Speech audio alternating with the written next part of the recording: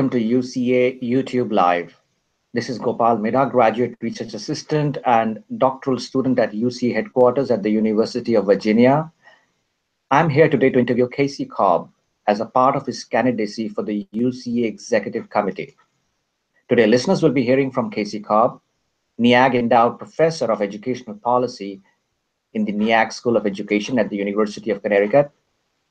His research interests include policies on school choice, accountability, and school reform, where he examines the implications for equity and educational opportunity. Welcome, Dr. Cobb. Let's begin with the first question. Please tell us about your background and your work as it relates to UCEA's mission and goals. Well, thank you, Gopal. It's good to be here and running for the executive committee again. Well, I'm currently a professor in the Department of Educational Leadership at UConn. This is my 13th year at UConn. I teach courses in our doctoral program, both the EDD and PhD, as well as our principal preparation program. And I've also taught in our superintendent certification program as well. We've been a UCA institution for as long as I can remember, and really have valued the influence that UCA has had on me professionally and personally, and also on our programs. We really strive to prepare future educational leaders that can affect positive change, social change in their schools and communities. And I think that bears out in our teaching and our clinical experiences we offer our candidates. A few years prior to SORI, I served as the head of the department, and that was a terrific experience because that role afforded me the opportunity to see the larger organization in which we were housed and how we interacted with the field at a different level than being just a professor. So I was able to facilitate and oversee some of our recruitment initiatives and curriculum redesign, particularly for our principal prep program. It also allowed me to be more in an advocacy position to support leaders in the field, our alumni, and also the students in our programs, able to network with leaders in the state, of course, and the other national networks to better enhance the visibility of our school and our program. And I think that role is one that is required on the EC. I also had the opportunity to serve as an associate dean for 2 years, and that even gave me a different view of higher ed, more of a systems level view, and gave me a real close-up look at program accreditation. I led the NCATE review process, and I saw a lot of what UCA does through national standards, whether it be program standards or standards for candidates. So I feel like it's another good time in my life to try to contribute to UCA through its governance group. Great. You have served for several years as a plenary session representative. Tell us about your engagement in UCA's governance. Sure. Yeah. Well, the last 3 years I've served on the executive committee, which I've said to a number of people, it's just been one of the best professional experiences I've ever had.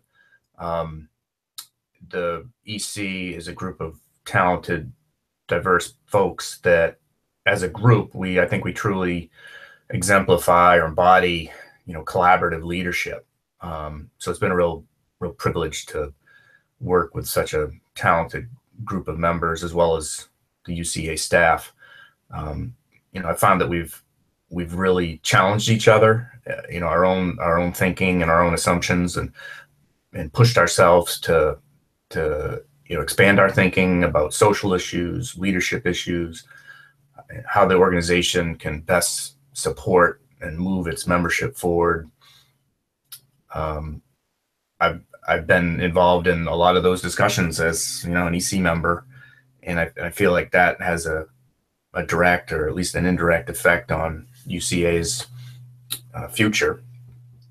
I think a lot of the work is done online and monthly meetings. We have a lot of face-to-face work that we meet all day, which gives you a great chance to kind of dive deep into issues and really flesh out some of the the key elements of arguments, and because we take very seriously the decisions we make and actions we take on behalf of the organization. And I think it's a real strong governance model that we have, a real strong executive director.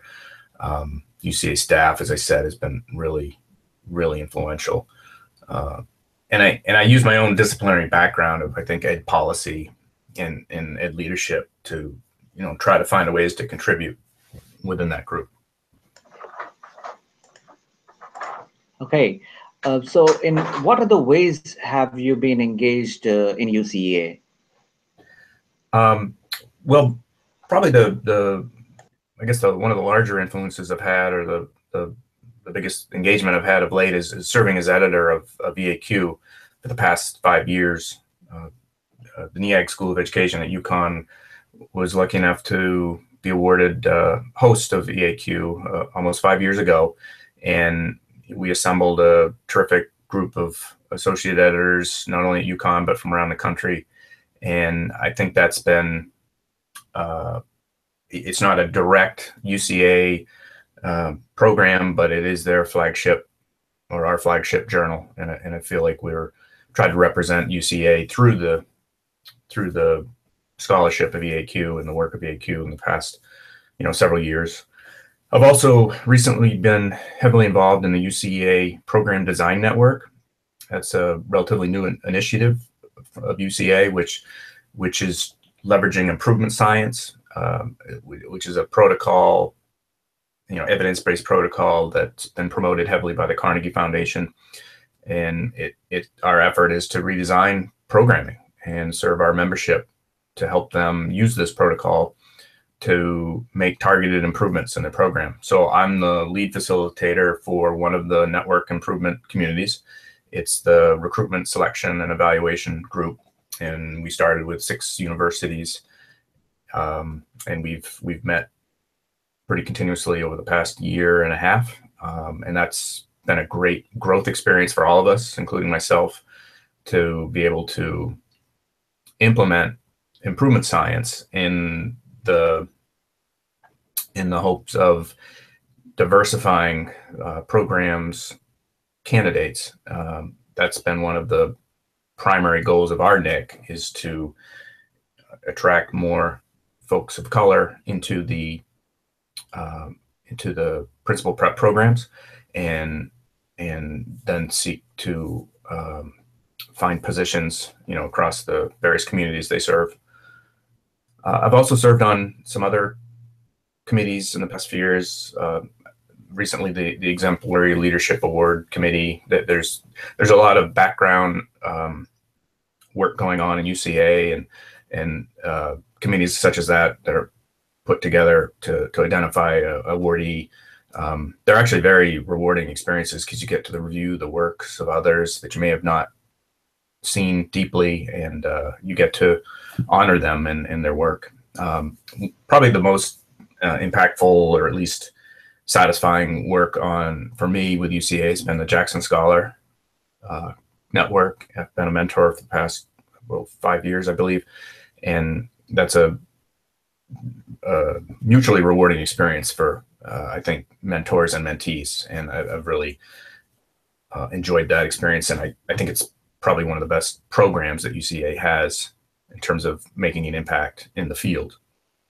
And I've also had some other roles in UCA. I've served as a reviewer for the publication a couple of years ago, publication called The Policymaker's Guide to Research-Based Policy for Principal Preparation Programs.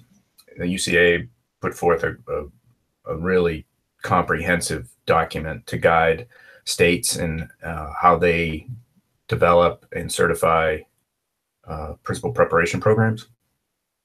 And I was, given my policy background and my experience with accreditation, I was served as a reviewer for that.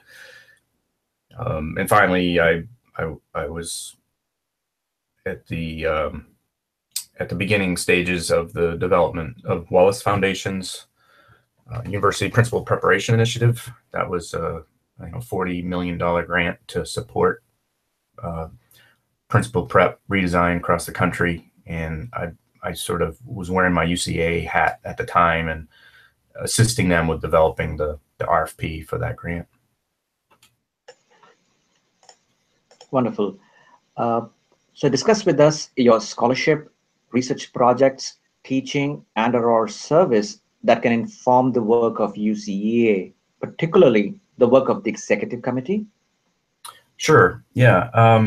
Well, you mentioned early on that I examine policies, usually K-12 policies, with a particular emphasis on the consequences of certain policies on historically marginalized communities and individuals.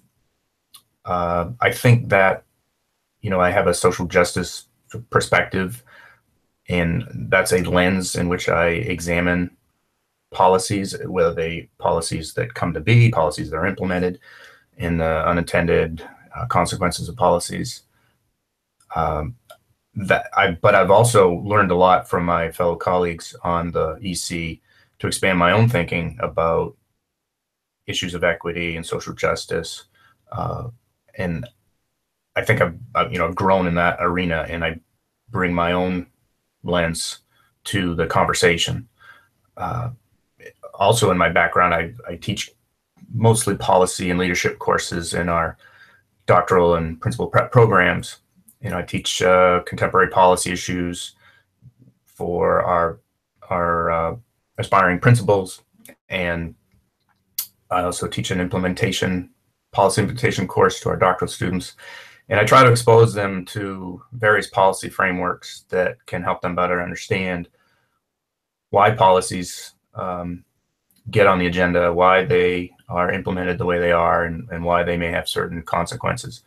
And I think, that perspective is useful on the executive committee because we're constantly looking at our own policies or examining policies at the national level that we want to make judgments about. And I think I can assist in those conversations.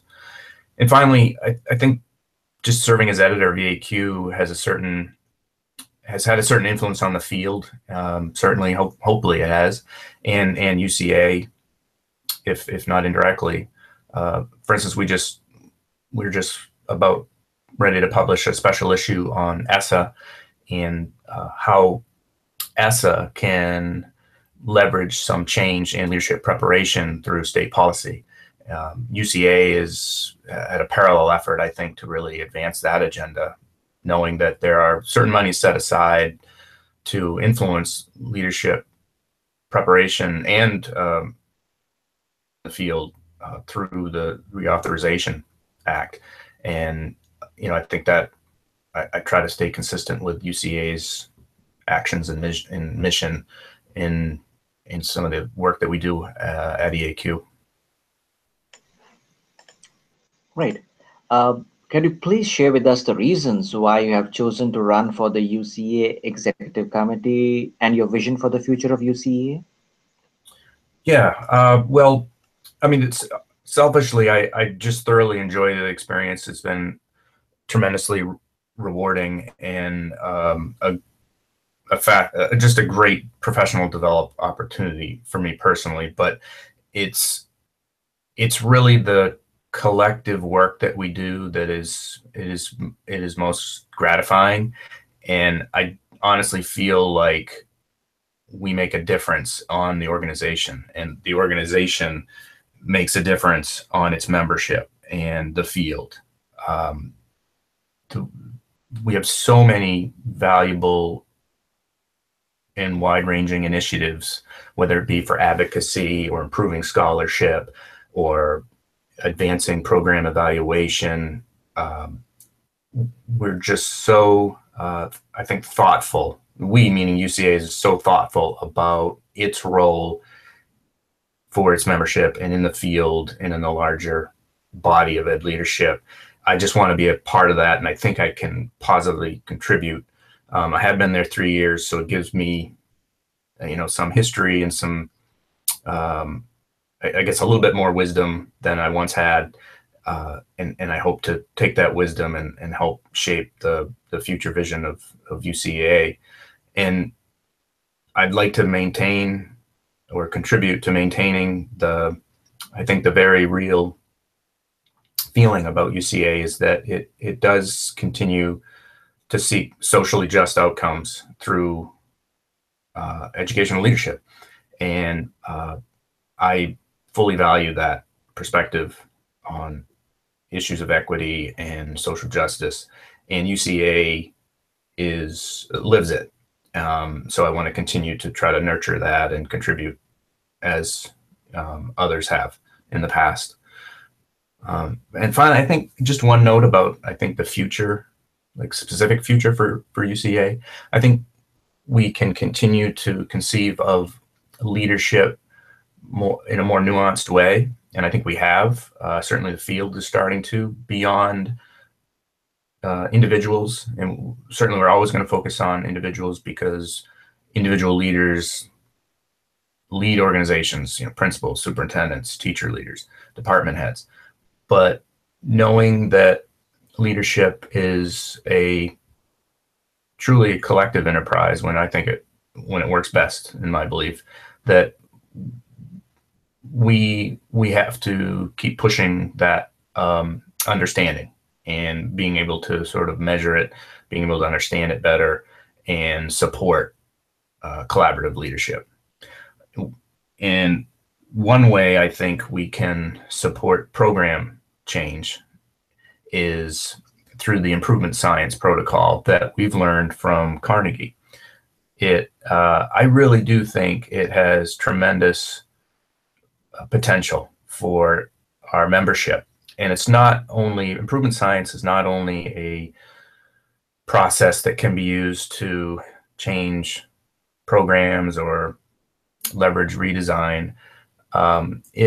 It's something that we can instill in students in our programs. So whether it be teaching courses or modules, it's sort of like a cultural change, and it's one of the more practical methods I've seen that our students and our graduates, I think, can take advantage of it to use in their own organizations. I think it's that potentially impactful, and I'd like to see UCA continue down that path. Wonderful. Thank you, Dr. Cobb, for your time and your thoughtful responses. This interview will be archived on the UCA YouTube channel. Listeners can access or share the interview at any time. We also encourage listeners to post comments and questions on this interview in the comments section on the UCA YouTube channel. Thank you so much once again, and goodbye. My pleasure.